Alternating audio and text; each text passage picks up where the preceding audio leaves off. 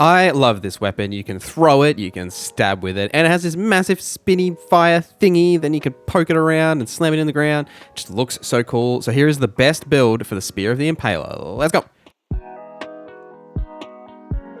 So this build revolves around the Spear of the Impaler, which is a great spear that does physical and fire damage. And what's really unique about this, not only the fact that it is a boss weapon, is that you can throw the spear with any heavy attack. And if you charge up that heavy attack, you can make it do like a little fire explosion as well. So it has great range for just a melee weapon like this if you just wanted to specifically lean into this weapon. But on top of that, you've got the weapon skill, the Messmer's Assault, which will allow you to jump up in the air and spin it around. And that initial attack, like before you even talk about the 2 follow-up attacks you can do, actually has more range on it than you probably realize. Like I noticed that while I was testing this weapon that you don't actually need to be like right in an enemy's face. There is actually range on that fire explosion that does go out in front of you. So you don't need to be super close to the enemy. You can have a little bit of distance. Plus then you do get those 2 follow-up attacks. The first, you will like leap forward and like stab the enemy multiple times. And then that second follow-up, you'll slam it into the ground and then spears will rise from the ground and deal damage. So this is 3 separate button presses. Now you don't actually need to use all 3. Very rarely have I ever actually used all 3. Most of the time when playing this build, I'll just use the first one because it does significant amount of damage and then you can get back to rolling and avoiding damage. Whereas when you go into that second, especially into the third one, you're very like liable to actually take damage from that longer combo chain. So better just to stick to the first one and that damage and then just lean into the other attacks or throwing the weapon or even some spells and incantations that we're using for this build as well, which really make this build sing. There's so much synergy with this weapon and the new Fire Knight skills and the new Fire Knight seal and all this like cool stuff. So let's start with the equipment and obviously the Spear of the Impaler, which is a boss weapon that comes from the final boss of the Shadow Keep. You've probably guessed what that boss is by this point if you didn't know. Now, this weapon does scale slightly better with Dex than Faith, but we're using a fair amount of Faith in this build as well. And the more Faith you do have, the more fire damage the weapon does actually do because of the fire scaling that is on this weapon, which translates to the Faith scaling that's on this weapon. And I'm using the Fire Knight seal here to buff the Messmer incantations that we are using. This seal is actually found in the Church District of the Shadow Keep. You will need to lower the water level and then behind the Marika statue is where you'll actually find it. Armor wise, I am wearing either the Winged Serpent Helm or Messmer's Helm here because both of these will buff your Fire Knight skills, and technically the Messmer's weapon skill does count as a Fire Knight skill, so you get the benefits from that. It's also the same reason why I'm wearing the Fire Knight armor because it does the same thing. Otherwise, I've just got a couple of the Radahn pieces on so I can hit that 51 breakpoint for like not getting knocked out of my attack animations. But otherwise, like you could use the Bulgo Talisman here if you wanted to, or just like wear the complete set. That's up to you. But you know, I'm not too worried about that really, just to want to make sure I hit that breakpoint.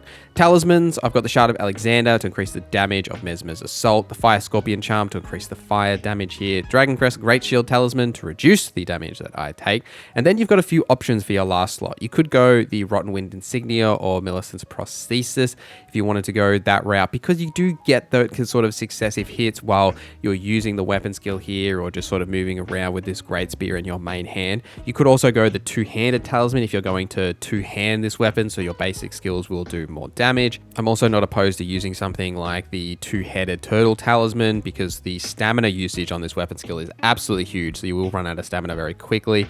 Or you could go something like the Crusade Insignia, which is one of the new talismans, but if you also wanted to lean into the throwing of the spear a little bit more, you could use the new Smithing Talisman, which enhances the weapon throwing attacks, or the Axe Talisman, I believe it is, which is the one that enhances your charge attacks as well, because you can charge up that throw to get that like fire explosion, and that does actually work with the Axe Talisman as well. And I'll also link my recent talisman video here if you want to know where to get some of those new talismans, which does cover them in that video. Incantations are also a big part of this build, as I feel like they fit perfectly with this overall build setup, because not only of like the buff to like the Messmer incantations and those Fire Knight skills, but because this is as like sort of a fire build that's using a lot of faith, you've got a lot of freedom there. Plus you've obviously got the incredible synergy with Flame Grant Me Strength to increase both your physical and fire damage. Golden Vow does a similar thing for your attack and defense.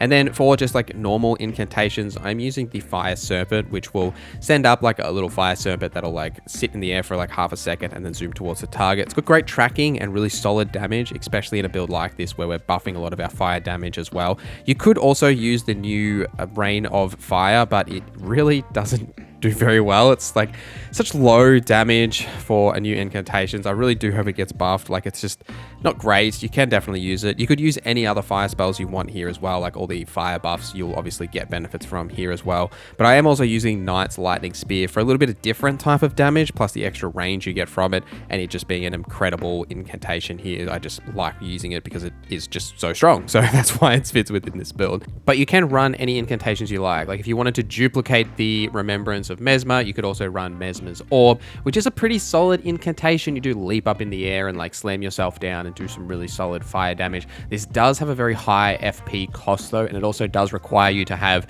60 faith. So if you're not leaning into the faith requirement, you won't be able to hit that target there.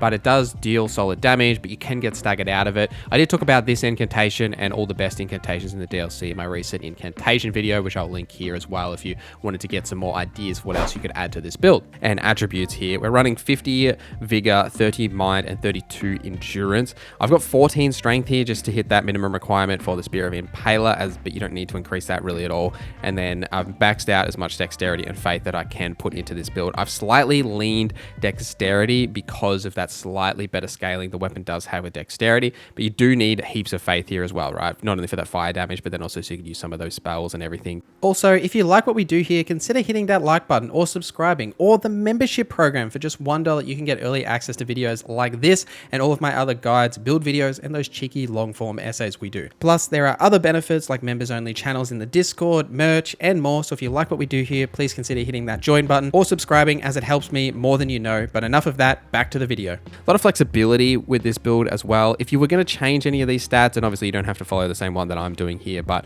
I would pump a little bit more into my endurance for stamina because this build is very stamina hungry. That's about the only downside here. So if you were looking at something to change there, definitely would consider that. Plus you could also wear some heavier armor if you wanted to go that route and just specifically lean into the spear without comboing it with incantations, which I like to do. Some tips for playing this build. Buff wise, we are using Radahn's Great Rune here for the extra FP, HP, and stamina. It's basically my favorite rune that I use in every build.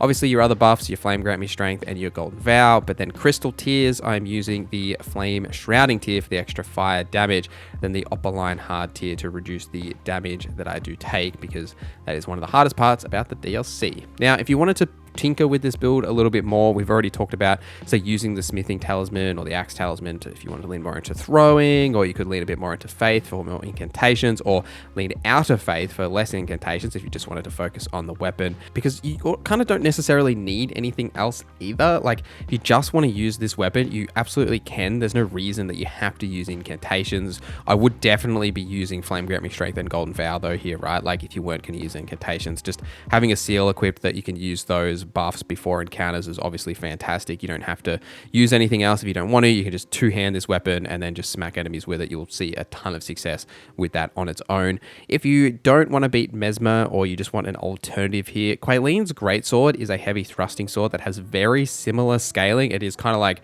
a mini version of this, and you can actually put either like Flame Skewer or the Flame Spear, Ash of War on that weapon as well and get the benefits from it. Now, this comes from Quayleen himself in the prayer room. You will need to give him an Iris of Occultation in order for him to give you the Quayleen's Greatsword, which is actually a heavy thrusting sword. It still bothers me that they keep calling weapons via the category names, even if they're not in that same category. But this is a heavy thrusting sword that has very similar animations and just like overall setup to like that weapon that you can go and grab earlier before you've actually beaten Messmer. If you wanted to say run that first and then eventually switch to this when you've sort of got the opportunity. And both of those weapons, or these weapons, are actually piercing weapons. So if you wanted to run a shield and do some shield poke, you can absolutely do that as well. But that's everything I've got for you today. Let me know your thoughts on this build in the comments below and any other builds you'd like me to do. But thank you for watching this video till the end. Thank you to our members for supporting the channel. My name is NorZZa, and I hope you have a great day.